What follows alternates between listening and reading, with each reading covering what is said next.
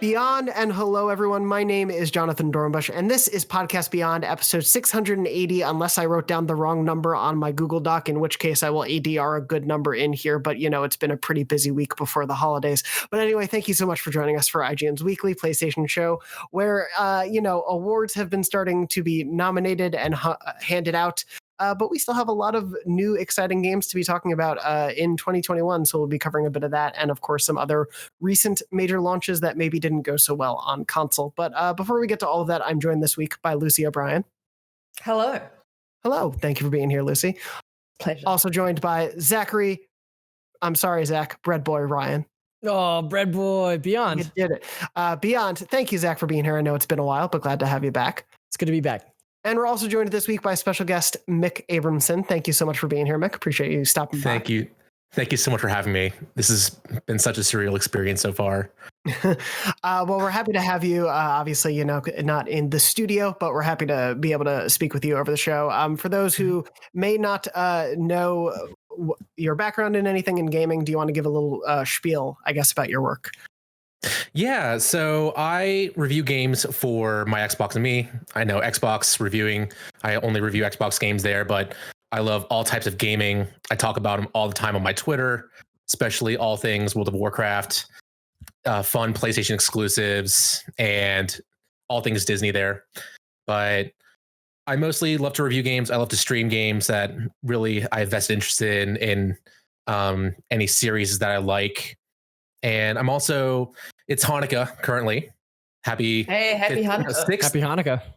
It's the 6th day of Hanukkah now, as of just now on the East Coast. And I'm Jewish, and I've been slowly trying to speak more about Jewish people in the industry and just kind of letting people embrace more the religious side as well, and how that can affect them and their beliefs, and that it's okay to talk about that kind of stuff openly. It's just one of those, going a quick spiel, it always felt like religion's been one of those hot button topics that normally go under the radar. But now, especially this year more than ever with hate rising, I felt that it's more okay to speak out about who I am, my background, to push back against all the hate that's been rising this year. Because not only are there racists coming out of the woodworks, there's also anti-Semites, and just pushing back and saying, no, I'm a part of this world, and it's okay for me to be me, and my religion's actually awesome, and talk about respect and love and charity, just to put that word out there more and more, especially in this industry. Absolutely. And definitely happy to have you at this time of year, but of course, anytime. So thank you for stopping by. Really appreciate it. We'll, of course, have plenty to talk about, both, I think, first party and third party this episode. Mm-hmm. And so I figured just to kick things off, first topic could maybe be to discuss a little bit about the Game Awards, which obviously happened last week, but there was some Sony exclusive stuff there, some big third-party things. The first stuff that I wanted to point out was that Returnal got a release date. That's the latest game from the team behind Nex Machina and Resogun. I almost called them the team Nex Machina behind the game Housemarque, so that's where my brain is at right now. But Returnal is coming out in March 19th, I believe, and I had it up and then I deleted the tab, so I'm going to bring that up. Lucy, I wanted to throw to you both on the curiosity of forgive me, but I'm blanking on your history with playing Housemarque games, but also because I think anytime I bring this game up, people are like, starring Lucy. Because you bear a passing resemblance to the main character. I've got to say, honestly, Dono, I'm sorry that you did throw to me, because that is honestly the only reason I've paid any attention to it whatsoever. I actually don't. Yeah, I have no real vested interest beyond the fact that people keep saying that I look like this woman. I'm just going to bring her up. I take it she's elderly? Actually don't know her age. It is coming out March 19th, 2021. Oh yeah, she looks to be in her 50s. That tracks with our audience. Yeah. Let's take a gander here. But Returnal, for those who haven't, I'm 37. I would never ask a lady's age, Lucy. Oh God. I'm personally looking forward to this. What the hell? This looks nothing like you. I don't know. Honestly, so many of these. I'm sorry. I know that people mean well when they're like, "You look like this person who's got grandchildren." It's like, thanks. Like, I'm all for like older kind of people representation in video games. It's rare and few and far between. But come on now, come on. I'm not yet 40. It's like every white guy with a beard, somebody is like, "Oh, I saw this guy that looked just like you downtown," and then they'll send me a photo. It's like, that's just a white guy with a beard. Like that looks nothing like. Come on, people. Yeah. But it can happen. White guys with beards can look alike. Jonathon and I do look shockingly alike. Yeah, and it definitely happened. There were a few times in the studio where I swear we were like just clearly distant brothers who were reuniting. My favorite white guy with a beard story is one time at E3, I had like a full 20-minute conversation with this guy. And then he was like, "Oh, also, I really loved your Bloodborne review." And I was like, "Wait, who do you think I am?" And he's like, "Aren't you Brandon Tyrell?" No. I mean, to be fair, you do kind of look like you could pass for Brendan Tyrell if this was an animated series. But if this was an animated series, like this was Big Mouth, you guys would be animated pretty similarly. That's true. I often find myself wishing that I was an animated character in Big Mouth. So good on you. Who doesn't really among us? Clearly, we've all been watching what's new on Netflix. Mick or Zach, has this game been on your guys' radar? Because it's been a little bit, I think, quieter on the PS5 exclusive side for some people, Returnal, compared to some of the other stuff. Is this something that's been on your radar? Are you interested in it? Where does it sort of stand for you guys? Sorry, go ahead. No, you first. Guess first, please. It has been, after seeing this trailer, it seemed to be pretty low key, especially after the reveal at one of the recent PlayStation events. But seeing more of the gameplay in this trailer, it's given me such Control vibes, and I love Control. It's more action heavy, a lot of the particle physics and all the floatiness of Control, but in a much better package, it seems, that might run smoother than launch window Control. So I'm really excited to see more of this game as they reveal more and more. I'm a big house. I think they make really, really fun arcadey stuff, and this game is something that kind of caught my attention. I think when it was first shown off at the PS5 reveal event, and it's something that every time it comes back, I'm not actively tracking it, but every time it pops back up, it's like, oh yeah, there's that game that I think looks cool. I'll definitely check it out because I do like a lot of Housemarque stuff. Yeah, Resogun, I still always say, is I think the best PS4 launch game, and Nex Machina, I think cruelly got ignored. Dude, totally overlooked that year. Yeah, Nex Machina just kicked ass. It was great. It's so awesome, and I do think Housemarque was in this weird situation where they basically a couple years back after I think Nex Machina were like, "Hey, the games we make, no one buys them, so we're going to stop doing this, and then we're going to make a AAA free to play shooter online," and then they stopped making that game and have now made Returnal, which seems both it seems like almost a melding of maybe some of the work they were doing with that third person action shooter thing, and then with their classic shooter bullet hell sort of style. So I'm excited. I think it could be a really cool evolution for them as a studio. But yeah, I wanted to bring this one up mainly as that's I think the first full release date we have for one of the big PlayStation 5 exclusives that have been part of the PS5 reveal events. And obviously, Lucy, I know we've talked about this after those shows, but especially with Mick and Zach on, I kind of wanted to hear your thoughts about how 2021 is looking, because at least by my determination, obviously things might get delayed. It's a very strange time for development right now with all the work from home situations, but 2021 looks just like a fantastic year for games, but also for PlayStation specifically.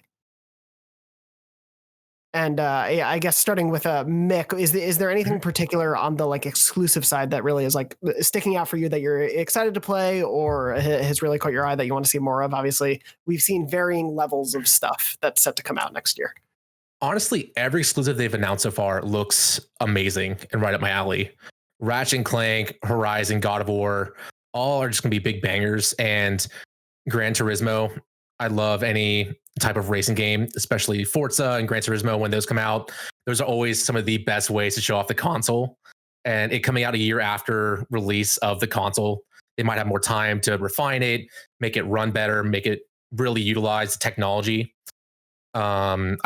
It's going to be a fantastic year, but it makes me worried for 2022 and 2023 that they're coming out with all these bangers the year the 1 year after launch. How are they going to keep up this heat the several years after until they start coming back to more sequels for these games? Yeah, it's an interesting position to be in. Zach, how does the lineup strike you for what's coming?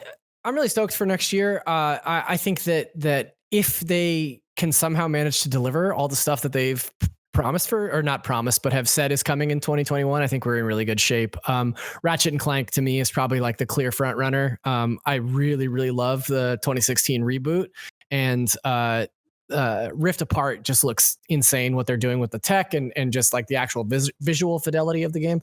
I don't necessarily know that I believe that God of War is coming next year. I would like to think that it is. No. They're still hiring for like a lead writer on that project. I do not think we will be seeing God of War next year. Yeah, I don't claim to understand how like studios and development work, and like maybe the writing is the last thing that kind of comes together, and they've been toiling away in the God of War mines since 2018. But just something in my gut says that game is probably not coming. I do think that we'll get Horizon next year.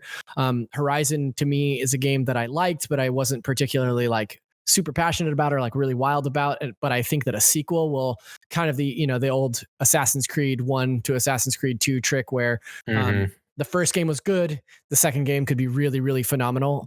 And so I'm looking forward to Horizon. Outside of that, like, I think Nintendo's done a really good job of, well, not so much this year, but I think in previous years, they've managed to have a lot of first party hitters, like to your point, Mick, I do think that there is some level of concern about like, if you're rolling everything out year one or year, 1.5, what does that mean for years 2 and 3? But Nintendo's done it. Sony's done it in previous years as well. I think we're going to have plenty of the first party stuff in the coming years, but 2021 in particular, I think is looking mighty tasty.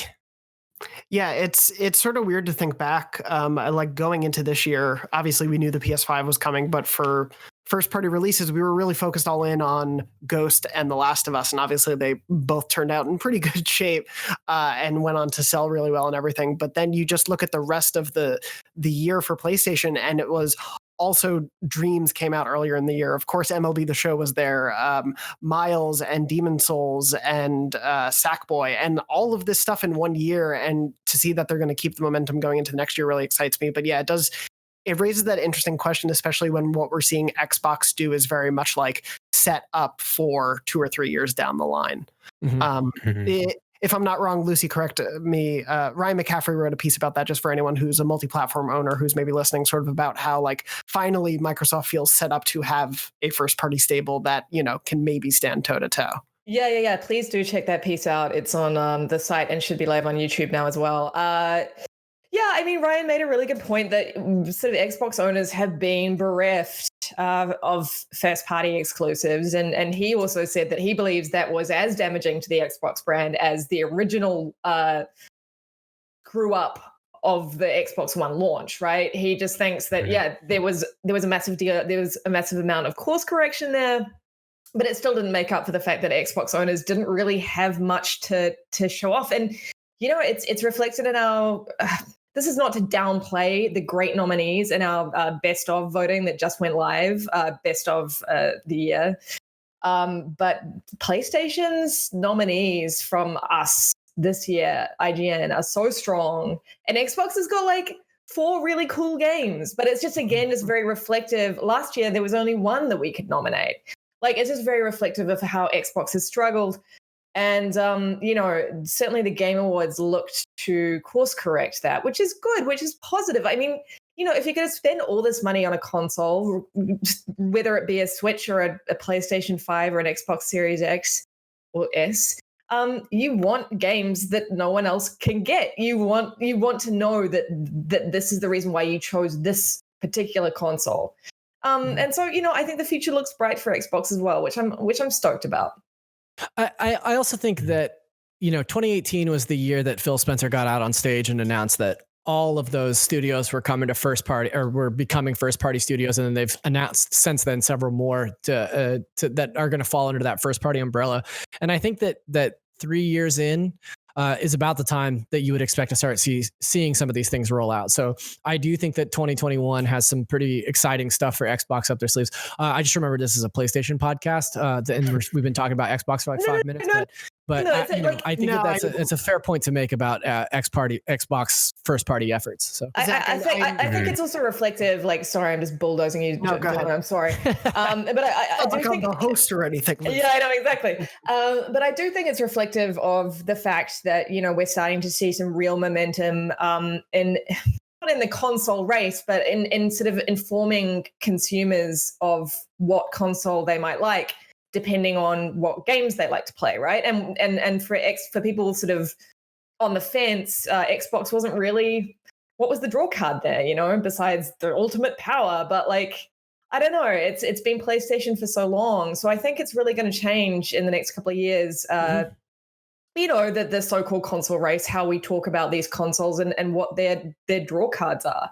And I want to see that from Microsoft, right? Like I want to see them, like I want to see the initiative just absolutely murder Perfect Dark, right? Like I want to see these in a big games in a good way. Yeah. Like I want to see these big games from Xbox. I want to see these heavy hitters coming from Microsoft Game Studios, because I think competition is healthy, right? And I think that like putting a little bit of fear, a little bit of fire underneath PlayStation. Like PlayStation already has incredible first-party exclusives, but if Xbox can regain any of that ground, that'll only encourage PlayStation developers to up their game that much more, right? 100%. Yeah, I'm excited for it. And even along those lines, Xbox has ways to slowly regain that trust too, with Game Pass Ultimate and xCloud. So giving the people who have been so burnt on Xbox before a ways to dip their toes back into the Xbox ecosystem, right, and try out these awesome games that they're slowly going to be firing out one after the other as we start to see more and more of those, hopefully in 2021 as well, to meet all these awesome games that PlayStation is going to be launching too. Mm-hmm. Yeah, it's very interesting. And Zach, just to sort of your point of like, oh, we've been talking about Xbox for 5 minutes. I do think if we don't mention Xbox, we'll get, people mad that we're not talking about what they're doing, but also then people mad we're talking about what they're doing. I think it's impossible not to talk about both companies in conjunction with each other at the start of this generation. And especially, as you're saying, competition makes each of them better. Like a good Xbox and a good PlayStation make each other better at the end of the day, because like had Sony not had been like knocked on its ass at the beginning of the PS3 generation and just totally lost, we probably wouldn't have seen them double down in the way they did on their communities and on their first party studios to the extent that has become what their persona was. Like they may, by the end of that generation, they evened things out, but they started that generation in a very bad place, and they were able to recover because they had competition, because the 360 was showing them up. And so, yeah, for me, I want both to succeed, because at the end of the day, that's only going to mean more games and more gamer friendly access to those games as we get further into this generation. But yeah, just to bring it back to 2021, it's a really exciting year, I think, like for PlayStation specifically. Hey, Lucy, to your point of like, what does an Xbox player have to go in for at launch? It was Halo until Halo got delayed. And we'll see what that competition brings next fall. But even if God of War gets pushed, which I am with you there, even though I hope it would come out next year just because that lineup is amazing. Having Horizon, having Ratchet, having GT7, having Returnal, having whatever else we don't know about yet, depending on some of when these third-party exclusives come out. We're also getting Deathloop next year, which is console exclusive for PlayStation. Ghostwire Tokyo is console exclusive. So excited for Deathloop. Oh my God. Looks great. It looks so great. Like 2021, we've been on this incredible roll, and I think like 2018 was this high point. 2019 dipped a little bit, but had some surprises in it, like Concrete Genie and things like that. But then like 2020 was just like this consistent banger of a year for PlayStation, where just every first party release really knocked it out of the park. And I'm excited to see them keep up that momentum next year. But yeah, I do have that question, Mick, too, of like, when does that pause again? Like, when do they have to like take a break? Because so much of the end of this generation was doubling down on Last of Us and Ghost and Death Stranding, and like it was really focused on a few games for the last few years. And to that as well, there seems to be a push for all these first party companies thinking how they can bring in these indie games and these third party games in that mix too. And it's really exciting as well to think, what awesome indie games do they have lined up? Who are they making deals with on the side to bring some really big bangers that nobody really think of beforehand, like Fall Guys this year, and who knows what else could be that next Fall Guys or other tiny small indie company getting the big break through PlayStation Plus, or being that big pushed marketing budget through PlayStation to help carry them to the next time they have that big wave of first party games to release. Mm-hmm. Yeah, it's going to be a really exciting year, and obviously mentioning all these things, not just God of War, with the caveat that developers are dealing with very extreme circumstances for developing games right now, as a lot of us are working from home and everything. So it'll be, I think, please, in the year to come, this is always something to be reminded of, but like when you see a game delayed, please, please, please do not ever take that as an excuse to get mad at developers on Twitter. Things are out of their hands, and this is an incredible time, the circumstances of in general, but never use that as an excuse. The devs are putting so much work and effort into these games that we're all going to get to enjoy at some point. So please take that into account as the year goes on, and any delays do show up, because usually we get a few delays. I did sort of want to, I wrote a few notes of other games that at least struck me from the Game Awards, but I want to throw to all of you out of curiosity for what really excited you, PlayStation or otherwise, at the show. And Mick, I'll start with you. What was like one that really excited you? I love the Callisto Protocol. I'm a huge Dead Space fan. Just thinking that we're going to get something that tastes just like that soon is really exciting, since Dead Space 3 left a really bad taste in my mouth. But if it's like Dead Space 1 or 2, oh, I'm going to be so excited. I want to see more gameplay. I'm concerned for you because you're trying to taste Dead Space, which I think would just be the worst flavor. It's so nasty. Yeah, it would just be so gross. Yeah. But other than the taste, I do think it plays very, very well. And so, yeah, I'm right there with you. The first Dead Space, I still can like recall so clearly playing. It's one of the best horror games of all time. It really is. Yeah. I hope maybe if EA is listening and they make a lot of remaster money with Mass Effect, just remaster the Dead Space trilogy, and I'd play 1 and 2 again easy on my PS5. Play that in a heartbeat. But yeah, I'm excited about that one too. For anyone who's wondering what it is, definitely go check out the trailer. But we did an interview, Matt Kim from our news team did an interview with Glenn Schofield from the team who was on the Dead Space team about this game and how they're essentially aiming to make the scariest horror game ever, and how they're going to take advantage of next-gen tech to do that. It is a game that is set in the PUBG universe, but if you are not a PUBG player, you do not need to have background in PUBG lore.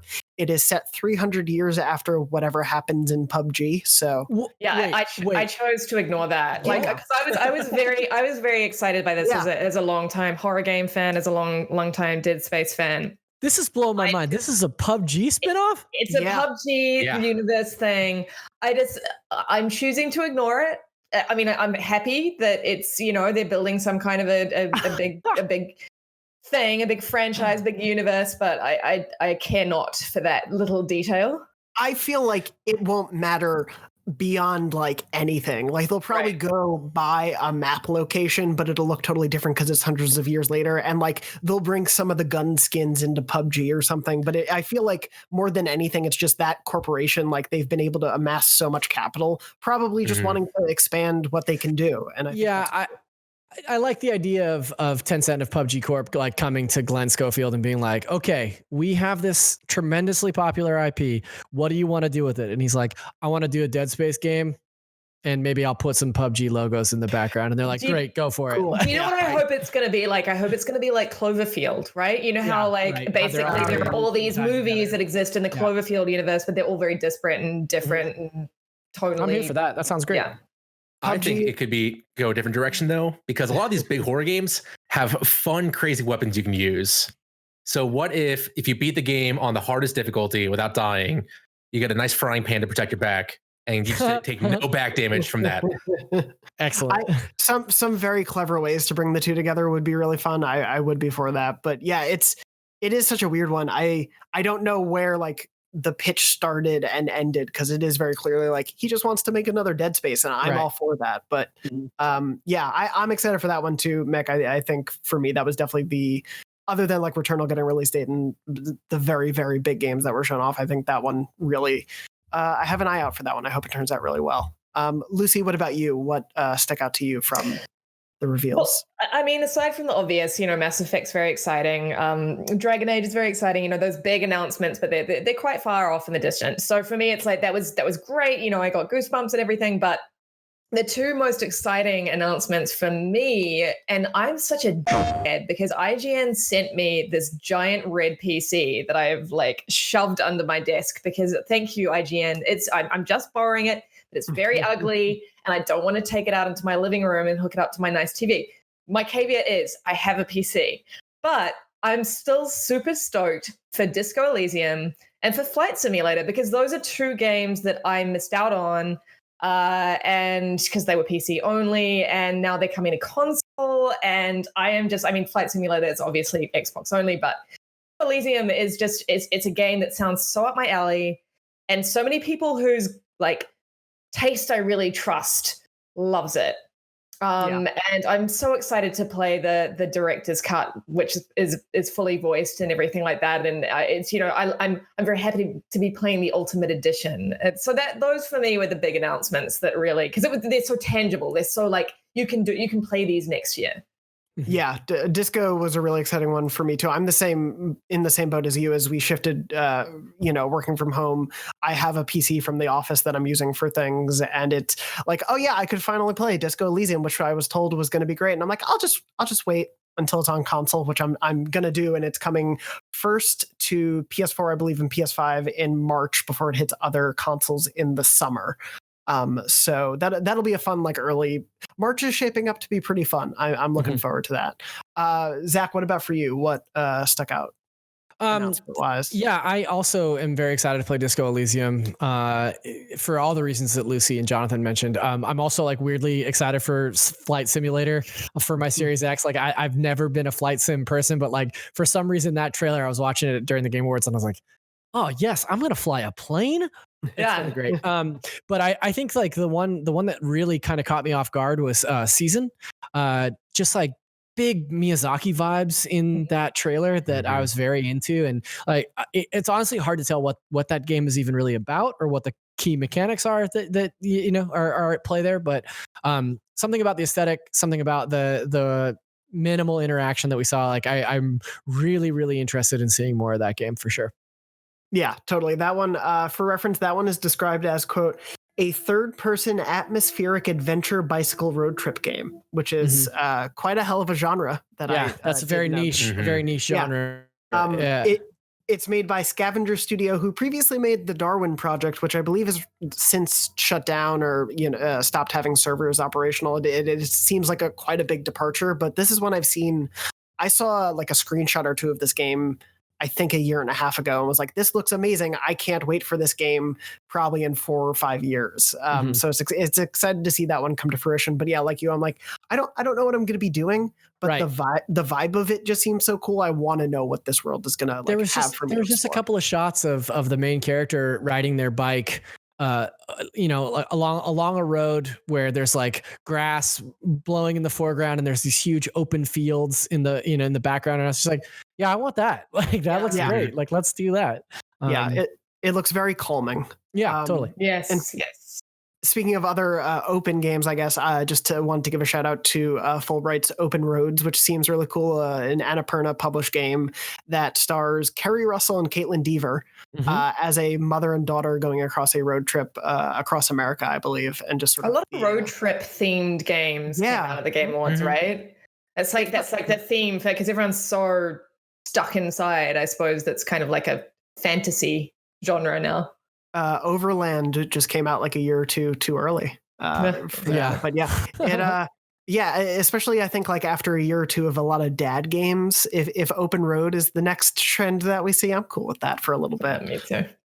Anything else stick out to everyone before we wrap up? Obviously there was, I'm curious if I don't have any relationship to these franchises, but for anyone who was, Dragon Age or Mass Effect, did the trailers there move the needle for you at all? If any of you are fans of the franchises? I was a massive, I don't know about you guys, not you don't know, but you too. I was a massive Mass Effect fan, but I gave up on Andromeda. I started it and I sort of gave up. So I'm excited by this. cautiously optimistic. What about you two? Yeah, I love the original trilogy, and I played through Andromeda, and I don't think I disliked it as much as a lot of people did. I thought it was like mostly fine. But I also played it way after launch. I love the original trilogy, the original Mass Effect trilogy, and like you, I seeing that trailer reminded me like, oh yeah, I love Mass Effect. I really hope they can go back to that Mass Effect 2 level of quality and characterization and the things that I really loved about the series. And so I'll be there day one because I'm a fan of that original trilogy, but it is with cautious optimism. So yeah, I'm worried though because we saw so little. It's only cinematic trailers that we've seen, and BioWare has burnt so much goodwill with some of their recent releases that I want them to succeed. I want them to be the same old BioWare that we know and love from the Mass Effect times and Knights of the Old Republic as well. Just I want that goodwill to come back and them to really kick butt again. So I want to see gameplay. Totally. And Mick, I think you're right. I think that at this point, it would have served them better, BioWare better, to not announce so early, right? Like, yeah. I think that, maybe a few years ago, it would have been a different story, but like, you're right. There needs to be kind of proof at this point, proof of concept rather than just concept. Everybody is so excited for the name of Mass Effect to be back and continuing that original story, and Dragon Age to be back as well. But there's still that bad taste in everybody's mouth from Anthem and Andromeda, where everybody's still like, is it going to be the same Mass Effect and Dragon Age that we know and love? Or is it going to be this new age BioWare that it's just not going to be the same? It's not going to be the same quality that we know. Yeah, it's a really interesting place for that studio to be, and I don't I can't even imagine the pressure that they're having to deal with because of those years and years of fan expectations and the turbulent times that they've had recently. It is I mean, that's it. So many have left. The company. Like it's and how many fans are still waiting for Anthem to come back as a new form Anthem, and we haven't heard anything about that in a long time. Yeah, it's they've got a lot going on right now as a single studio within EA. Like obviously there are multiple teams, but it's it's a very curious place for them to be. And I do wonder what the long tail announcements are going to do to, I would assume, hurt them. Like I feel like announcing these things early can only lead to maybe expectations getting a little too big, because they officially announced Dragon Age 2 years ago at the Game Awards. It was 2018 when they released that first teaser trailer, and now we got another one this time plus Mass Effect. But it gives me, I guess, a lot of like Starfield, Elder Scrolls 6 vibes from Bethesda a couple years ago, where it was like those trailers did not signify games that are like a year or two out. Like those are within the next decade, we will probably see those games. So I wonder where these stack up sort of in those plans. But yeah, definitely, I think exciting for a lot of fans, but it will leave a lot of questions until we actually see gameplay.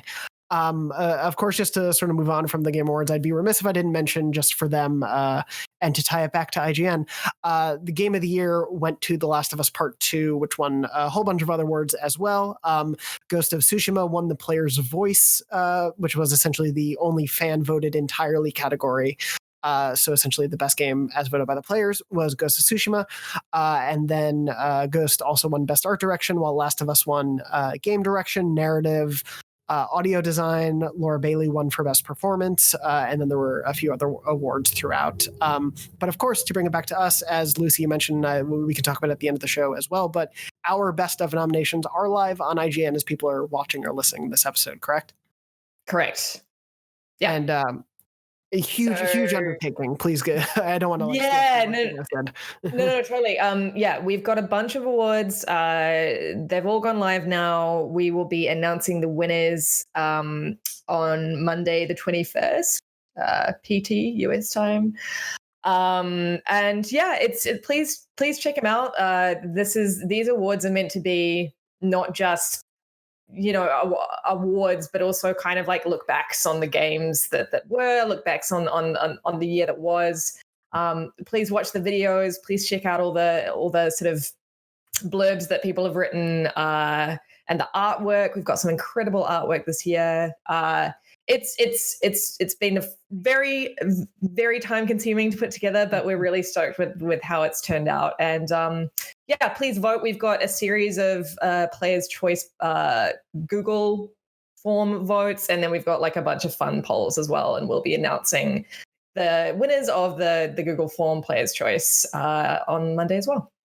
Yeah, very exciting, and a lot of awesome PlayStation representation, not just in the PlayStation exclusive category, but all across the board. So if you are a fan of PlayStation, I assume, the lot to go check out and vote on there. So please go ahead and do that. But moving on from that, I do want to, of course, jump to, I think the only other biggest topic in gaming right now is just, what's everyone going to do over break? No, of course, it's Cyberpunk 2077, and it's does bungled console launch feel like a appropriate enough wording? We have a piece up, and Lucy, I can let you speak to it, but from Joe Screbbles on our UK team and my boss, so a wonderful man, wrote a piece sort of about the messy messaging of Cyberpunk 2077, especially when it comes to the console versions. And I guess just to give a little bit of context, the story will very likely change by the time we publish this story this episode from when we're recording. But of course, Cyberpunk came out last week. A lot of people noticed the performance on base PS4s and Xbox Ones was pretty terrible. Outright to the point where I think base PS4 was a trending term on Twitter for most of the weekend. Of course, we've been looking into it. We rated and reviewed, Justin Legary from our team rated and reviewed the console version separately from Tom Marks's PC review, gave them a 4 out of 10. And essentially his review is a plea to not play the game on those consoles until they are patched significantly. Cyberpunk CD Projekt Red released a statement saying that they are planning new patches for the game in January and February that should significantly improve it, though they are also just flat out saying, like, don't expect this to play like the PC version. Yeah, I don't even know where to begin, because it is this frustrating thing of we got word from an investor call too, where they essentially, I feel like they are trying to pass off the blame to the developers, who of course have been crunching and working so hard for months through delays and through all these things to get the game into a shippable state. And I am sure there were concerns among the staff that went founded by those at the top, but we can't really speculate to that too much. But I did want to sort of talk about what we concretely know. And what we know is that the version on PS4 and Xbox One have major technical issues, glitches, bugs, graphical problems all across the board. I sort of want to start off by just sort of saying, how surprising is it to any of you that the game released in this state on some of these consoles? Because to me, the certification process should have stopped this. It's frankly, it's baffling to me. Yeah, like a game that is this high profile to be released in this sort of state without some sort of indication of what state the game was in prior to launch is a crazy thing to happen in 2020, right? Like I think that obviously CD Projekt Red is being taken to task over the way that they structured their embargo for reviews. Reviews weren't allowed to use their own captured B-roll. We only got sent, reviewers only got sent PC codes. So there's some shady dealings happening with the way that the game was rolled out. And honestly, like the thing that shocks me the most, and like I was talking to Brian Altano about this the other day,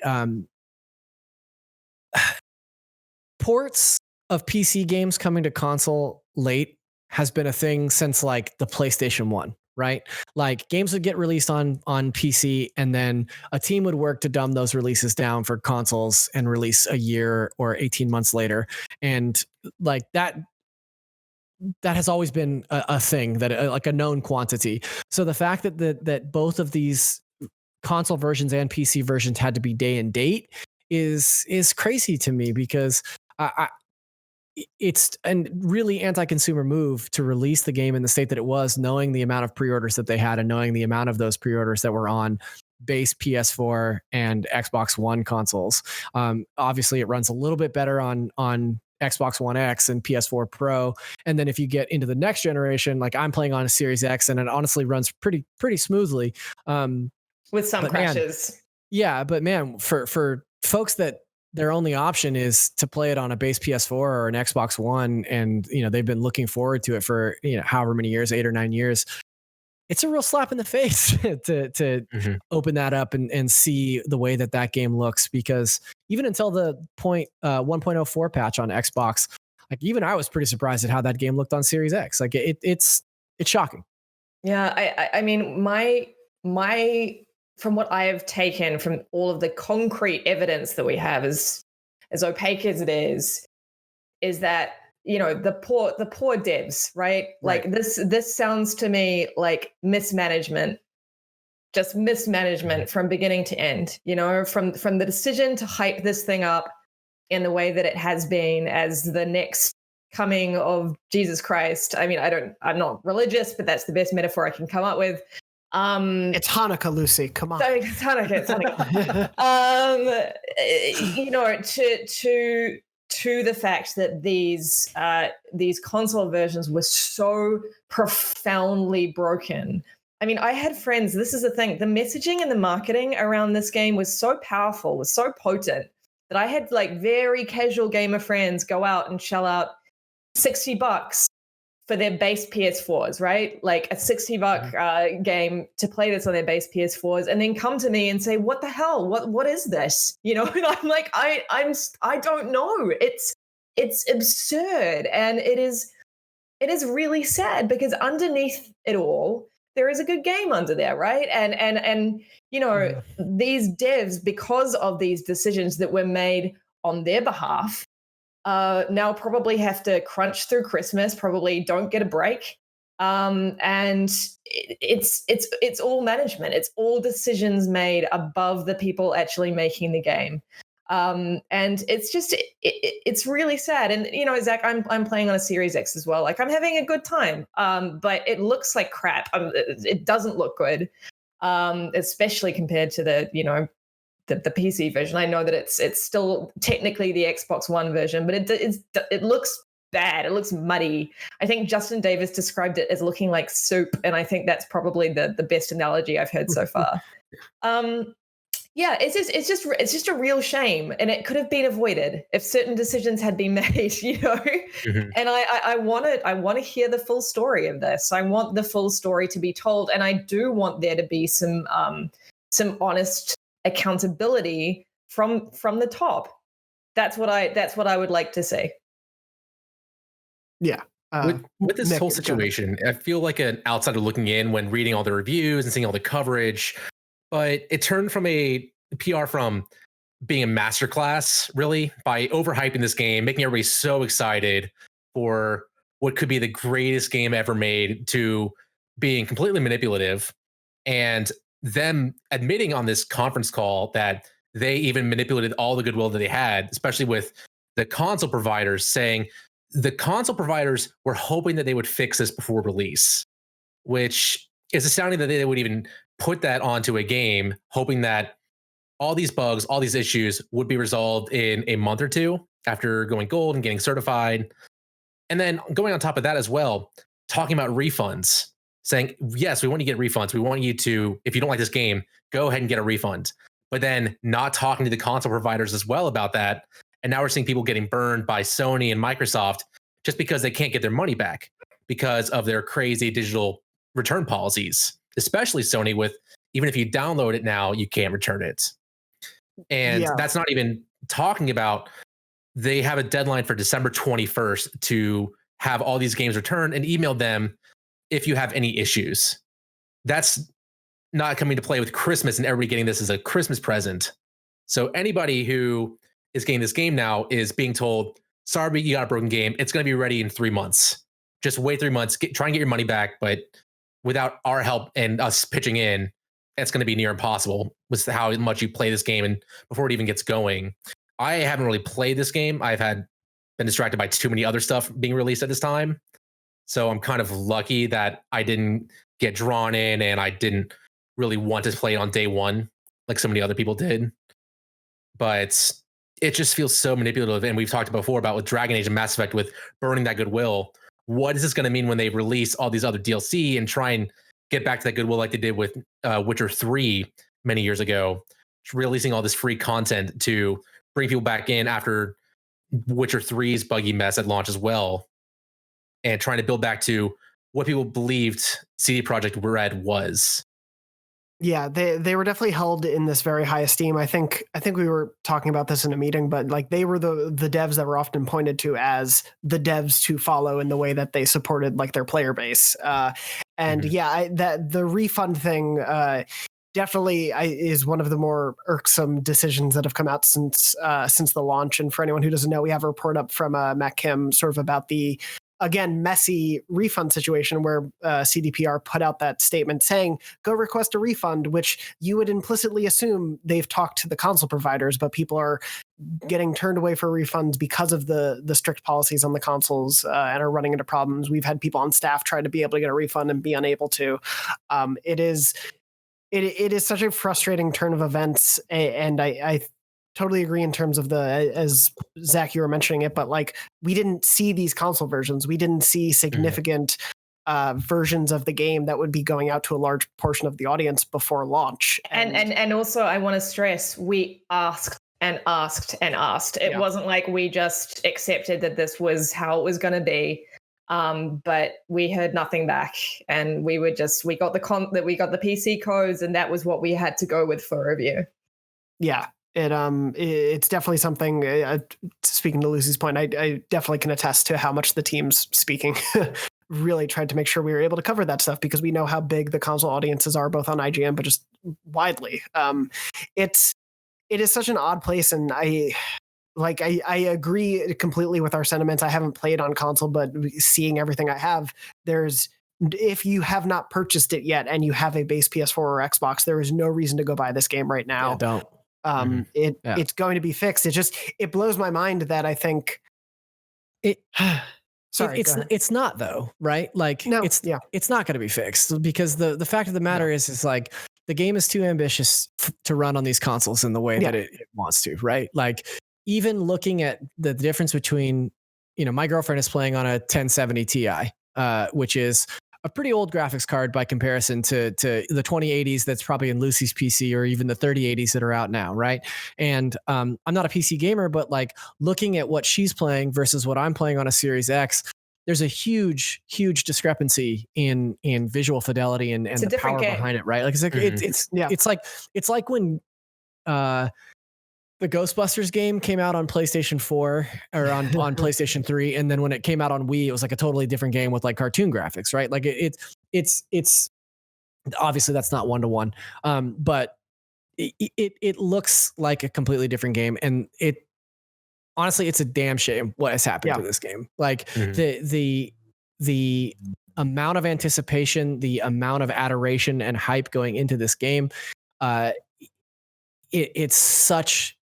it makes me feel physically like pain for the developers, because like to have poured this much time into something that has been so critically derided, and so like obviously the fan base is like up in arms about it, and it's a sad state of affairs. And I hope that it is a learning opportunity for the industry at large, because I think one thing that we talked about earlier in the show that really like needs to come into focus in the context of Cyberpunk is how you announce your games, how you drip feed information about your games. Like when you're even 4 or 5 years off, if they were in 2013 when they first announced Cyberpunk, just keep it to yourself. Like obviously there's investors, there's investor stuff, like information to be considered, but like don't put out something that you can't deliver on it, because it's only going to be detrimental in the long run. Like the hype around these games reaches such astronomical proportions, and that's due in part because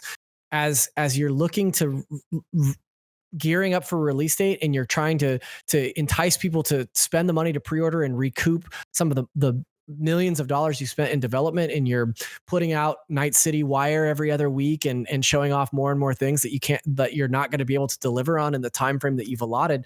Like it's like a house built on sand, right? And it's I'm getting worked up talking about it, but it's because when I think about the development cycle on this game and how the response has been in the last week, it's absolutely baffling to me.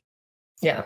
And Mick, you know, to your point, like this is something that BioWare could also learn. I feel like, you know, CD Projekt Red has this is the worst it's ever been. This is the worst I've ever seen in my various years of playing video games. Like this is eclipsed anything I've seen before in terms of an absolute disastrous launch, an absolute premature launch, mistakes made throughout the process. But yeah, Zach, as you said, like I hope that people listen because this is the worst case scenario. Now you've seen it. Now we've seen it. Let's not have it happen again because it sucks for everyone involved. Right. Yeah. And it's the last thing that I wanted to say is like to Lucy, like what Lucy said earlier, like I do want to caveat my criticisms here by saying like, I'm really enjoying the actual game. Like I think the main quest of the game, the main storyline is phenomenal. I'm having a great time. Agreed. I think all the tertiary stuff is like pretty iffy, but I do think that there's a really great game underneath all this controversy and all these trials and tribulations. I'm having a great time. I think it definitely comes down to it's a tale for the industry and less so for like the game, the results of the game and the way that it's meant to be played. Like as we are seeing, obviously Tom loved it. He gave it a 9 when he played on PC. Like there is a good version of this game out there for people. But it's either prohibitively expensive to have a PC that runs it that way, or it was mispromised on certain platforms. But I do hope it's such a learning experience because we unfortunately got the word, and this is the part that scares me, that they essentially recouped their costs via just pre-orders alone. And as Lucy said, this is a decision, and this game coming out in this state is a decision that reeks of mismanagement and is something where, like you, Zach, I just feel so deeply for the devs who are going to probably be crunching through the holidays and into early next year for a long time because of those mismanagement decisions. Like this is not their fault. And again, do not even remotely go consider getting angry at any developer on Twitter from CDPR. Like that is, I mean, honestly, if you're going to get angry about video games in general, just maybe reconsider your priorities. Like there's some other stuff to get angry about. Take a walk. Yeah. But yeah, it reeks of mismanagement, but the money people made their money. And I guess that's just what worries me is like, until they see the long-term ramifications of the goodwill and the human cost that can't be calculated right now of what this is doing to the developers and to the fan base, it is, I hope, as you guys were saying, a tale that the rest of the industry can understand that this shouldn't happen and this can't be allowed to happen. Metroid Prime 4, I'm looking at you. And we say this every time everybody says this every time there's a release like this, but it seems like every developer and every publisher goes through this at least once or twice, maybe even a console generation. We saw this with Kingdom Hearts 3 and Final Fantasy 15 before, with it just not meeting expectations. We saw this with Mass Effect Andromeda, Fallout 4, but that had a much quicker PR cycle. Anytime EA has major sports games come out, it seems like they've been bungling it more and more lately with how fast they've been releasing them. But I feel like with every time we can say they must learn, nobody does. And so what is going to happen when the development times get longer and longer and we start to see these much more ambitious games in this next generation? Yeah, there is definitely, I think, especially this generation, as the demand for higher resolution assets and bigger experiences and ongoing experiences sort of becomes the norm. I do hope we get closer to the reckoning that it feels like the industry needs to have. And every time this comes up, we talk about it, and then the industry doesn't fully have the reckoning. It's hopefully something that can happen, but it is partially on us to continue having these conversations and to continue addressing these topics. So we're going to, of course, continue to keep doing that. We'll be following the Cyberpunk story throughout the holiday season, but also into next year, as obviously they release those patches and the next generation versions, which they did delay. Those versions did not come out day and date. As we've been saying, you guys are playing the backward compatible versions. They should have just delayed or canceled these versions, but here we are. And it's such a shame. Our thoughts are with the developers who are, having to deal with all of this. And of course, to all the players out there who maybe spent money on this and are very upset by the product they were promised and then delivered on those older consoles. But of course, this is a continuing story that we'll continue to focus on IGN, and definitely continue to check out all of our coverage on it. To pivot gears a little bit, obviously maybe talking a little bit about Cyberpunk, but I did want to briefly touch on what we've been playing recently. Mick, I figured I'd start with you. What has been taking up most of your time these days? I would say, I know you were playing Immortals, you mentioned, but I tend to have a lot of games on my plate at once. PlayStation wise, or games that are on PlayStation, it's been Melody of Memory. I've been loving trying to get 100% of the achievements / trophies in this. It's a really fun and endearing musical game. I loved Kingdom Hearts and the music, and just having a way to play the songs over and over again while being interacting with them has been a nice way to turn off my brain in the evenings. And then I touched Fall Guys Season 3 this morning. That game, honestly, to me, cannot die. It's so much fun still. And they just keep on adding to it with private lobbies slowly being rolled out. I can't wait to hop in with some of my favorite streamers and play that more too. Yeah, it's great to see the support they continue to bring to it. And I haven't jumped into season 3 yet, but that is definitely on my to-do for this evening. You know what's interesting with Fall Guys? This is a total aside. But my girlfriend doesn't play video games, but she plays Fall Guys. And she's so unnervingly good at it. Like, she is so good at it. She is so much better than me. I don't know what it is, but like I like this. She's just got this incredible sort of intuition for that game. And that's why I love it, because it's, you know, it's so pick up and play for those who may not have spent the years that we have getting all nerdy about video games. Like, I love how accessible it is. Yeah, it is.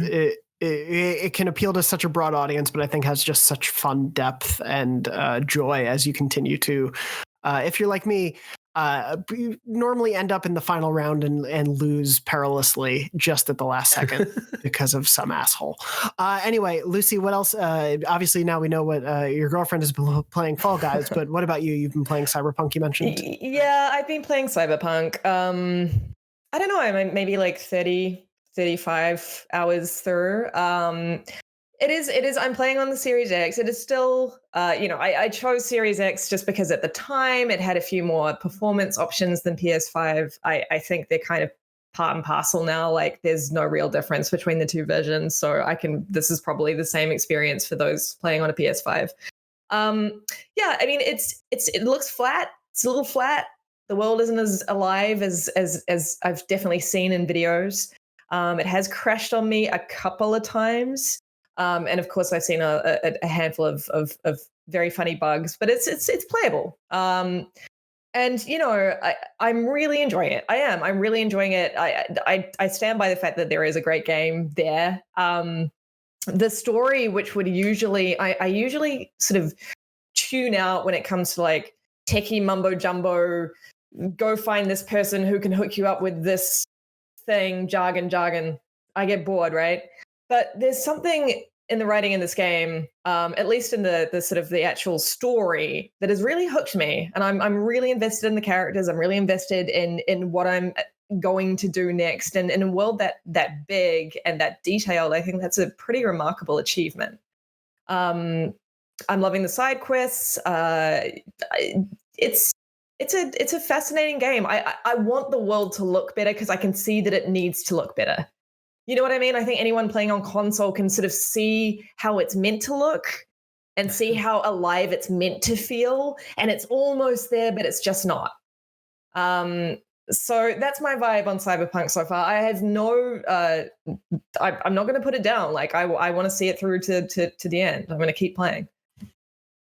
And Zach, what about for you? I know you were saying you're enjoying the main story of that more. Yeah. I echo a lot of what Lucy's saying. Like, I'm really digging Cyberpunk. I think it looks pretty great on Series X. I'm playing in quality mode. I don't know if you're playing in performance, but I do think that occasionally it looks like there's like a thin layer of Vaseline spread over it. But I think that's my issue. Every so often I have to stop and think like, damn, this is a really good looking game. I imagine that it probably looks even better on, so much better on a PC. But outside of that, I'm playing Demon Souls. I'm still working my way through Demon Souls very slowly. Really loving that. I'm a big Souls guy, and I've managed to never play Demon Souls, so it's nice to get to experience on the PS5. And I'm also playing Immortals, which man, Immortals rules. Like I was not expecting that game to be as great as it is. And, I talked about it a little bit on Nintendo Voice Chat a couple of weeks ago. Like it's a blatant Breath of the Wild clone, right? Like it does a lot of what Breath of the Wild does or wants to do. And, but it's okay. I think that's okay. It totally works. It does some things differently. It does something smart. It does a lot of stuff that's really smart. It's a really nice game to just kind of take a couple of things on your map and turn your brain off and go collect them and fight some stuff. And then, enjoy a pretty goofy little Greek mythology story. This game will definitely hit my top 10 this year. And I was not anticipating it to when it came through. So, I'm 2 thumbs way up for that game.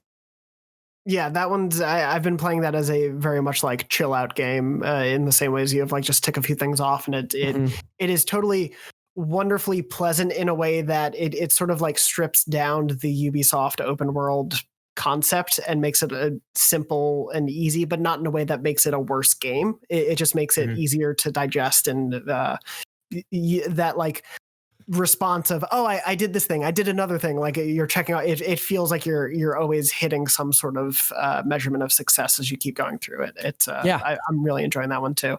But yeah, no, to Lucy, I have been streaming it. Mick tunes in for some of the streams and everything, and this last stream I beat 3 bosses, 2 of which with my glasses off, because one of my that was so impressive is to do with my glasses off, and my girlfriend will come in and like lightly give me a heads up of like just vague things about the environment, so I'm not totally going in without any sort of concept, because my eyesight is terrible. Like the screen is not that far from me. Is this like a Twitch kind of like dare or something? Or yeah, it's basically like people people get points for the channel, and one of the things I put up is you can spend the points on making me take off my glasses for like a certain amount of time or for a boss battle, and Mick redeemed some for a couple boss battles, and I managed to beat 2 of them with my glasses off. So I guess what I'm saying is Demon's Souls is a very easy game. Yeah, I mean that's what I've had for sure. Yeah, there are few better feelings in all of the gaming pantheon than running like 3 bosses in a Souls game. Like when you hit your stride, like when you've leveled correctly and like you can just take out 2 or 3 bosses in like one run. Ooh, baby, that's a good feeling. Yeah, it's really great. And this being like the first Soulsborne that I've invested a lot of time in, like I'm fully understanding that feeling now, and also able to push past those moments where I hit a wall and I can't make progress and I just keep dying and I'm having like a terrible run or two, because I do know the opposite of that. Whereas when I first played Demon's Souls for like a half hour a decade ago, I just kept dying and was like, what is the point of this stupid game? And so having both sides of that now, I understand the love that so many people have for the genre. So I'm excited to keep going forward with that stuff. Before we wrap up, though, I quickly wanted to check in with all of you, just sort of any work or anything else on the side, any stuff that you want to plug. And of course, Mick, I'll start with you as our guest. So yeah, as I mentioned before, I write reviews for Xbox games at myxboxme.com. That's ran by MC Fixer, who is a big UK Xbox guy. I have just finished a review of Call of the Sea, which should be going live tonight. Love that game. I absolutely love it. Yeah, it's that Xbox riding the indie genre right now, bringing those in to carry their weight. And Call of the Sea is such an amazing game to really show off the console. It's beautiful, amazing story, a lot of fun puzzles, and it's short too. So if you have 3-4 hours, you can burn through it. And I stream regularly at twitch.tv/thenanobiologist, where I am planning out some games for next year, possibly a Kingdom Hearts playthrough or a Dead Space playthrough of all 3 games. And I tweet a lot at DA Nanobiologist. Nice.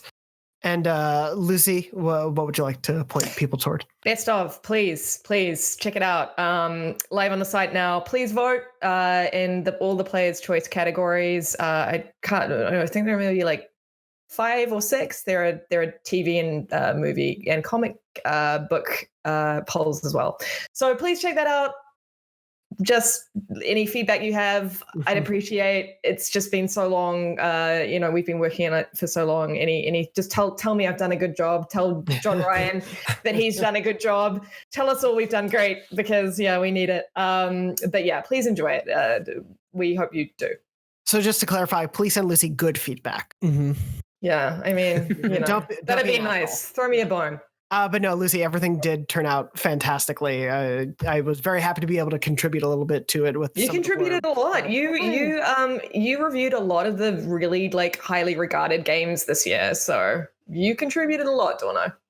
Well, happy to do it, and very happy to see the fruits of your labor, and you and JR and the art team and everyone putting everything together, the video team, all of it came together so well, and I'm so excited for that nomination stuff to be out there, and then for all of us to be able to get into the awards and just keep celebrating all these awesome games.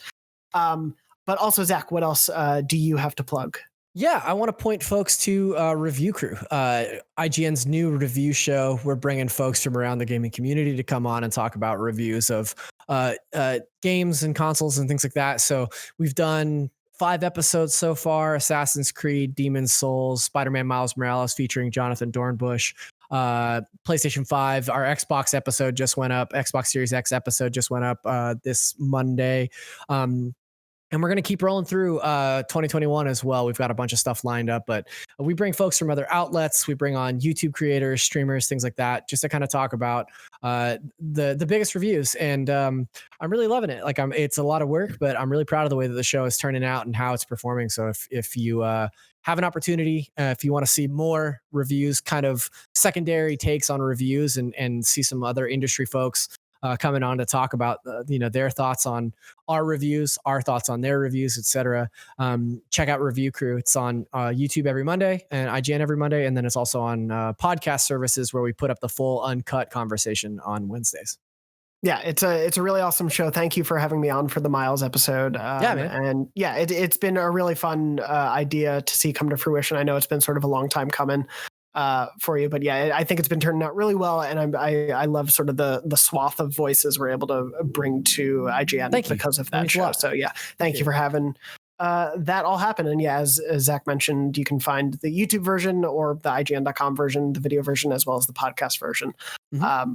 But other than that, that will pretty much wrap us up for this episode of Podcast Beyond. You can normally catch the show every Wednesday at 3 p.m. Pacific at beyond.ign.com, youtube.com/IGN Beyond, or your favorite podcast services around the world.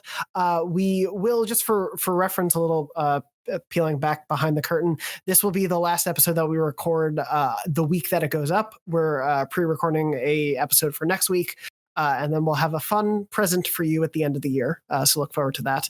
But a present in the form of a video. But other than that, I do want to just thank you to everyone who's been watching and listening this year, that you've been willing to spend some of your time with us each week. It means so much to me, and we love doing the show. So thank you so much for all of your support of it. Very excited for just a wild 2021 that we're going to have to cover, but it's going to be a really, really fun one to do that with. But in the meantime, thank you, Zach and Lucy, for joining me. Thank you, Mick, as well, for joining us this week. Thank you to Red, our producer, as always, for helping to make the show run. And thank you to everyone out there. We hope you're doing well. We hope you're staying safe. Thank you so much for all your support. And as always, beyond. Beyond. Beyond. Beyond.